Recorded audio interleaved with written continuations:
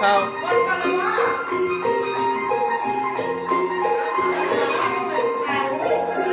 แล้วก็ย่างไปเลยวันนี้ย่างไป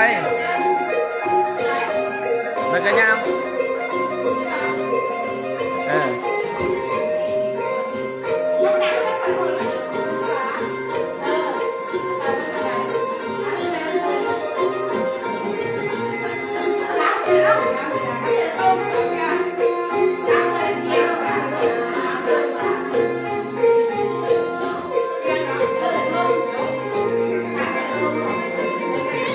ก่อนนะมันบอกก่อนเนาะ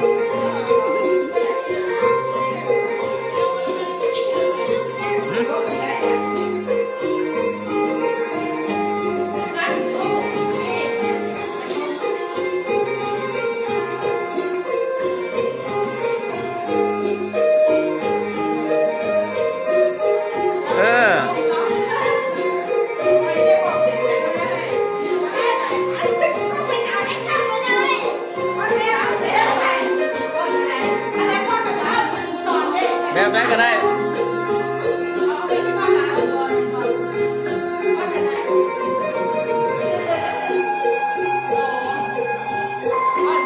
เปลี่ยนจังหวะวันนี้เปลี่ยนจังหวะ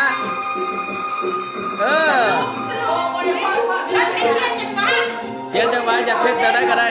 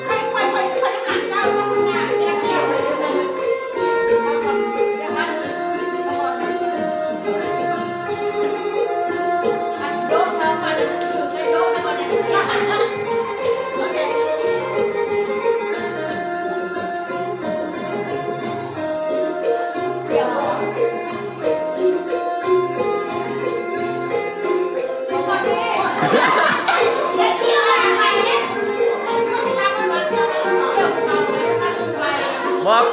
เปลี่ยนแล้วก็กลับหนามาก็ไปเลยอีกแล้ววันนี้จะขึ้นจังหวะเทิงก็ขึ้นโอเค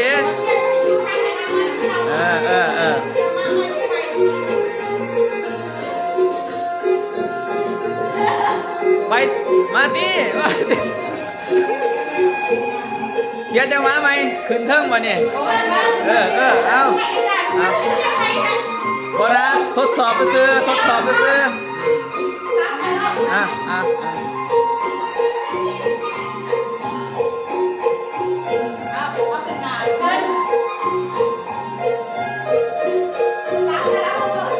ลงเอาขึ้นมาลงเหมือน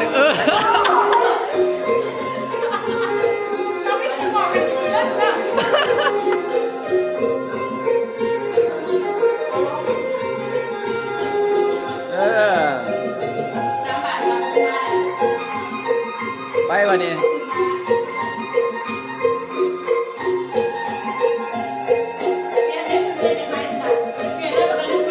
เปลี่ยนทำไม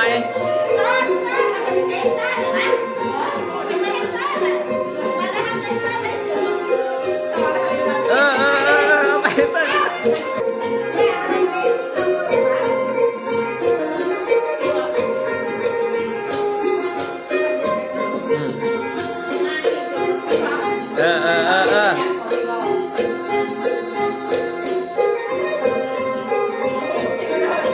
เกิด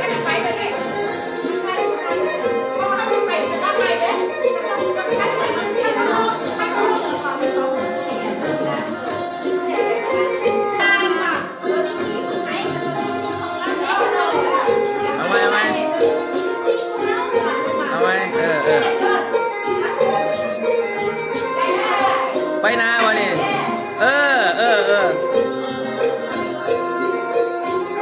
กราฟวันนี้บัดที่นี่ไปนาได้บัดที่นี่ไปนา ก3-4 เทื่อมันเนี่ยไปวะนี่ไปเบสิกไปต่อเลยเปลี่ยนท่าใหม่มึงดู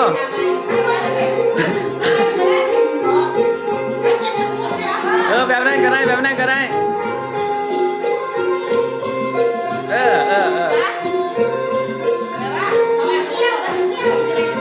เกี่ยว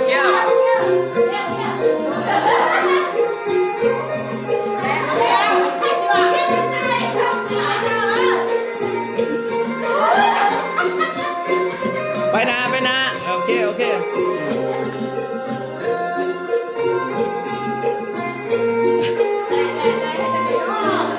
ขึ้นเทิงวันนี้ขึ้นเทิง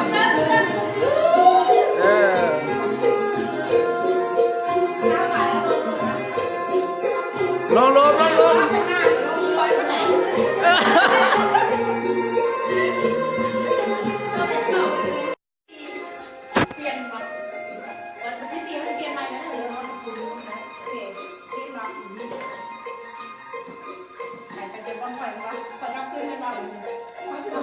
เอากู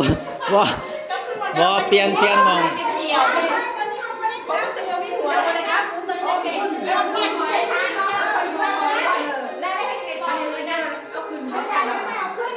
เอาคืน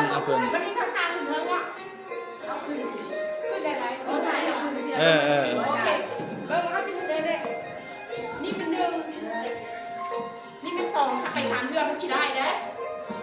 เปลี่ยนเป็น3 มา4 โอเคอ่ะ3วันที่ 3วันที่ 4เอาลงมาแบบที่เลยวันที่ 4วันที่ 4ไปคนละทางบ่แม่นแม่นสบอแล้วแต่เอาให้มันง่ายๆโดดนะบ่ให้มันยากเอาเบสิกเบสิก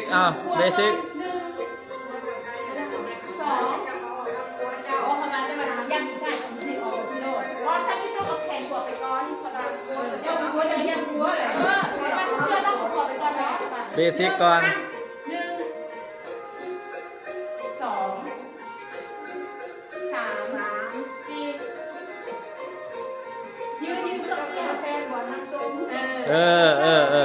ไปเลยเกิด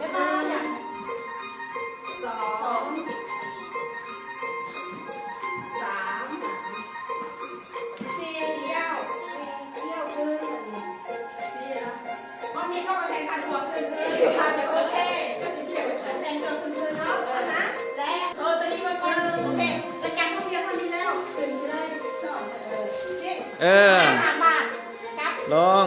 นับ2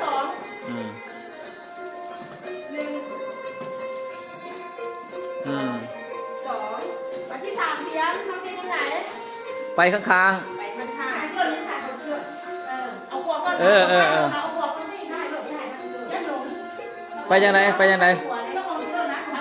ยๆจะไปเลยแหละบอกกลับแล้ววันนี้ย่างนาด้วย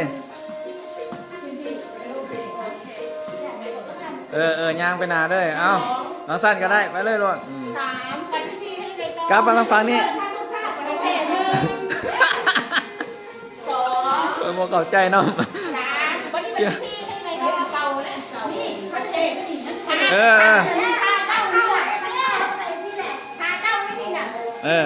โอเค1 2 3อย่างนี้เลยวันที่ 3ให้เลยวันที่ 4ให้เลยเตรียมหมดเลย